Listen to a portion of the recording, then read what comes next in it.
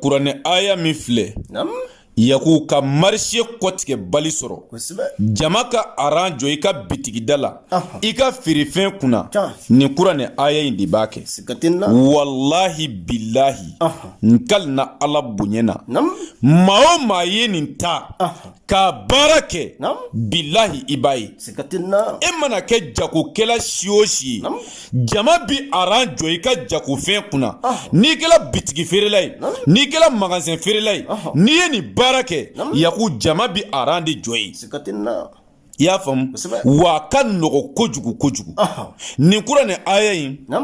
wa iza ra'aw tijaratan aw lahawan infaddu ilayha wa tarakuka qa'iman qul ma inda allahi khairun min allahwi wa min at-tijarati wallahu khairur razikina yaku ibi jija ibe kuranɛ aya in sɛbɛ siɲɛ 77 n'i y'a sɛbɛ siɲɛ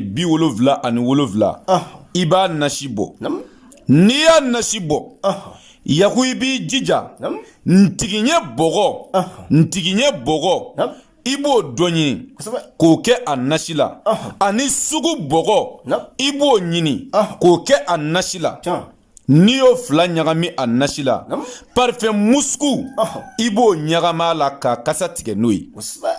yaku i b'o nasi bila i bolo i bɛ tila k'a sɛbɛn papi jɛmani dɔ kan wa iza ra'aw tijaratan aw lahawan infaddu ilayha wa tarakuka qa'iman qul ma inda allahi khairun min allahwi wa min at-tijarati wallahu khairur razikina i b'a sɛbɛn papi jɛmani dɔ kan o cogo la yaku i b'o papi jɛmani kurukuru i b'a melengini gari ye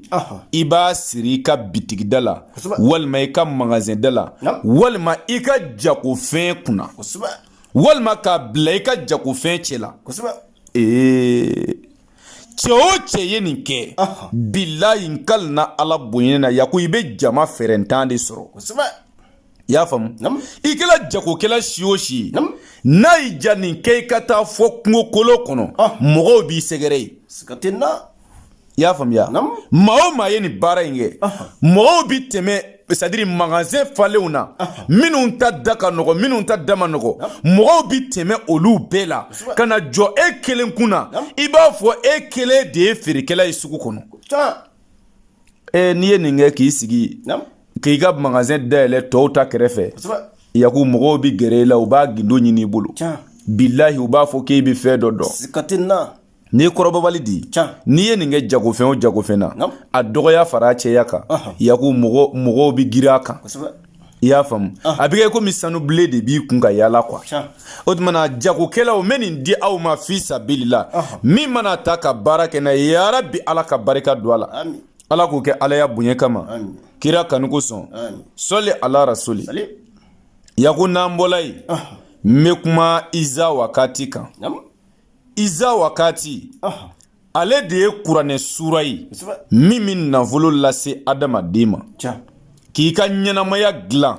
ka fantanya kɛlɛ iza wakati de b'a kɛ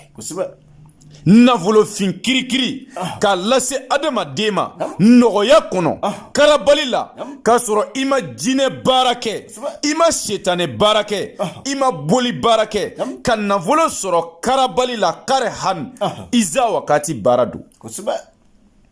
maa si tɛ dugukolo kan k'i bɛ iza wakati baara kɛ ko ala tɛ nafolo d'i ma yaku tɛ kɛ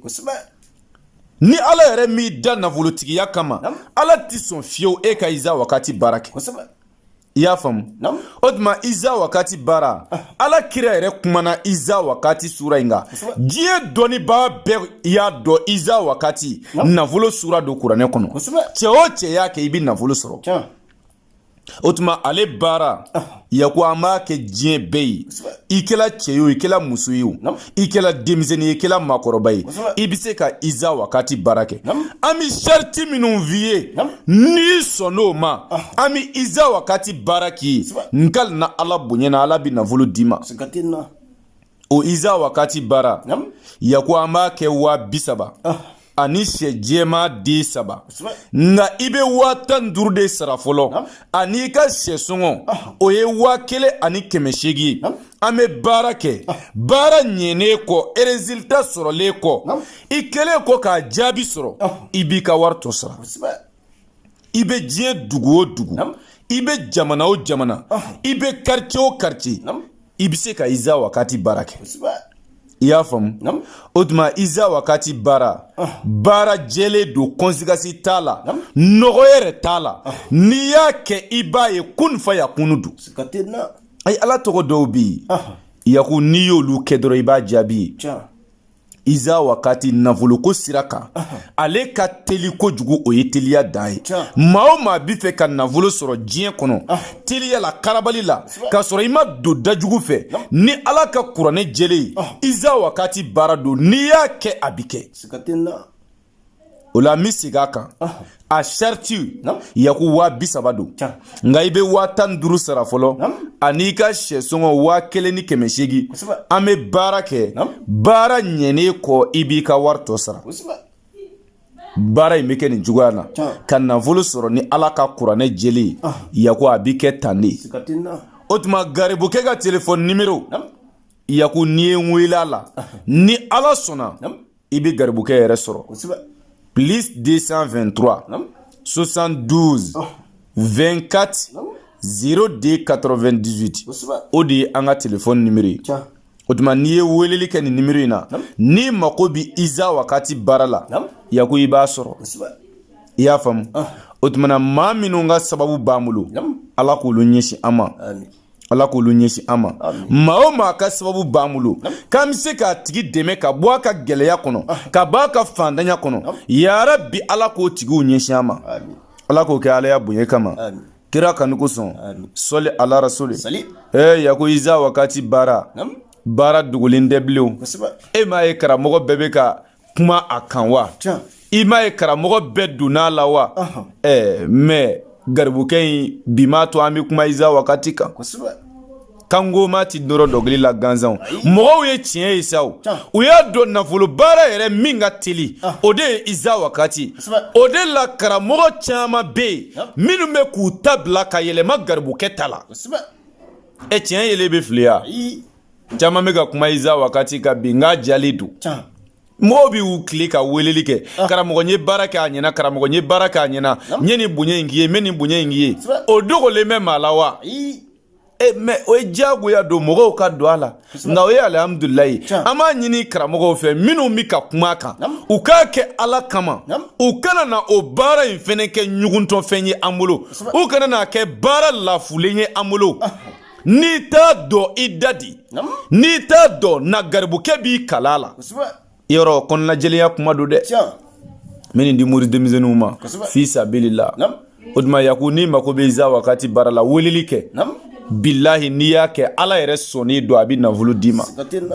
o tuma a faamu ko ɲuman ala k'o d'an bɛɛ ma ala k'o kɛ ala ya bonya kama kira kanu kosɔn sɔli ala rasuli rabbana atina fi dunya hasana wa fil akhirati hasanatan wa qina azaban nar ربنا لا تزغ قلوبنا بعد إذ هديتنا وهب لنا من لدنك رحمة إنك أنت الوهاب ربنا إنك جامع الناس ليوم لا ريب فيه إن الله لا يخلف الميعاد سبحان ربك رب العزة عما يصفون والسلام على المرسلين والحمد لله رب العالمين.